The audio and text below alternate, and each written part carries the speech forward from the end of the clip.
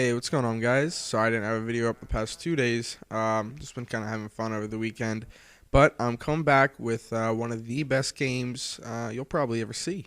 Um, I'm not trying to brag here. This is just a really impressive search and destroy game that I got.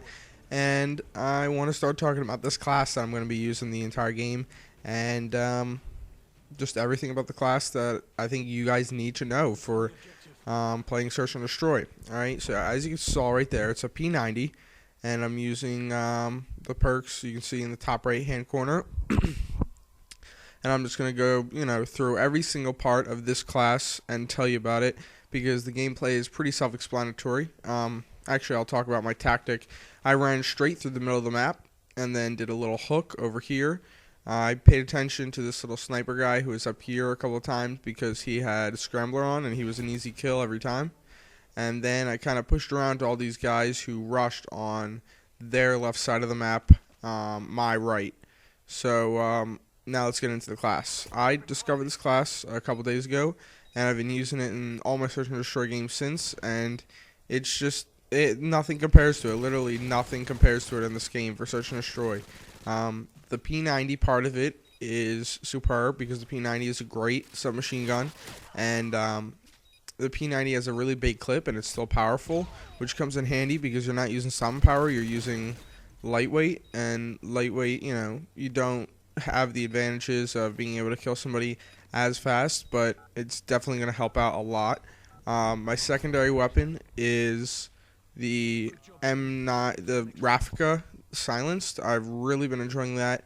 The Rafika isn't going to kill one shot because I don't have stopping power on, but it is really accurate, and it kind of just, it's a really good secondary because the game actually allows you to pull it out faster than any other machine pistol in the game, so that's really cool. It almost pulls out as fast as a handgun, but not quite as fast, so, definitely a really cool secondary, really good secondary. My equipment, I'm using a Semtex grenade. Don't really need to go much into that other than, it's a sticky grenade, and it's really effective. It's my favorite piece of equipment in this game.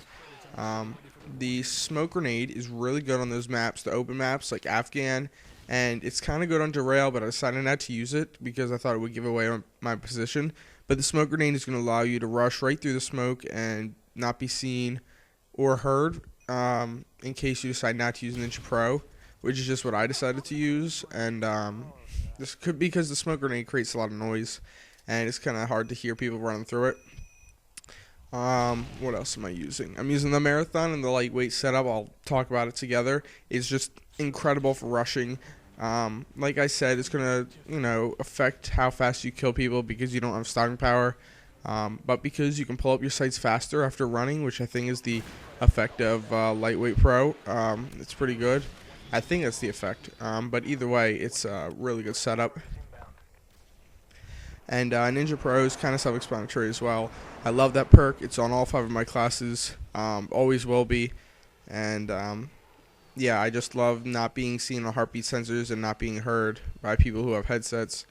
So that's about it. That's about it for the class. It's just this amazing class, and basically the way I use this class and the way I suggest you use it is think of all the spots, the really, really common spots that people try and position themselves in, like on the back of the map on Derail, on the sniper building, like that guy just got shot on, or just rushing to the left side of B. All those spots where people usually rush into and can get to before you can, just go straight to those spots, because 9 times out of 10 you can beat them to that spot unless they're using a similar class. It's so great to rush all the way towards their spawn, get 3/4 the way to their spawn, just kind of lay down and let them run right past you, expecting to just, they'll never expect to get killed in the places that you're going to be able to kill them because you're so far ahead where your teammates are and where they expect you to be. My Killstreak setup, I didn't say it already, it's 579. I'm using the Predator missile, which is pretty much a guaranteed kill or 2 kills, depending on how you use it. And look at that, nice. Look at that. Oh man, I love that stuck. That was a pretty cool. Sorry, I kind of went off on a little tangent here. Right here I get killed by a guy who's camping, and it was kind of my own downfall because I expected him to be waiting at the top of the stairs, but he camps in the back of the map. Not a big deal. Now I forget what I was saying. Oh, the Predator missile. It's 1 or 2 kills depending on how you use it. The Harrier strike is really good because a lot of the times the the airstrike component or portion of that kill streak is secondary. Most people won't really care if they don't get anything with the airstrike part of the Harrier strike. They just care about, it's shooting down people with a minigun. And what I'm going to say is that in Search and Destroy, that is definitely not the case. That airstrike can do, wonders in this game because you can usually, estimate where they're going to be, considering they only have about 10 seconds to move before that Harrier strike is coming down. So you can accurately place that thing and usually get at least 1 kill. Plus whatever the minigun does. And then lastly, the Pavlo. It's great because you can call it in right at the beginning of the round. You don't need to wait 7 or 8 seconds like you do with the rest of the kill streaks. And usually can kill people before they have time to hide. But other than that, it's probably not the best third kill streak. I probably should be using a 3-5-7. UAV, Predator, and Harrier. That might be a better choice for a kill streak setup, but I kind of just had this on from a demolition game I was playing, so, it worked out, so no harm, no foul. So as you can see, really, not like the majority of my kills I think all my kills are all the way back in their spawn. It's really working out great. And right here, I think the match just kind of ends with me waiting up here. All right, guys. Actually, I'm going to push around in a minute here. I appreciate you looking at this match. Sorry again for not posting a match the past 2 days. I'm going to be posting another Search and Destroy with a pretty good score. Not quite as good as this one on Persona Gaming as soon as possible. Oh, wow. Wow, guys. I'm sorry. I didn't realize the game was going to not end there. I apologize. So let's just keep going. One take, Timmy. I deserve a Grammy, an Oscar, and an Emmy. If you know what that's from, leave a comment. That would be really funny if anybody knows what I'm talking about there. Oh, wow. I'm really thrown by that. I really did not expect the game to keep going. I was wondering why there was so much time left.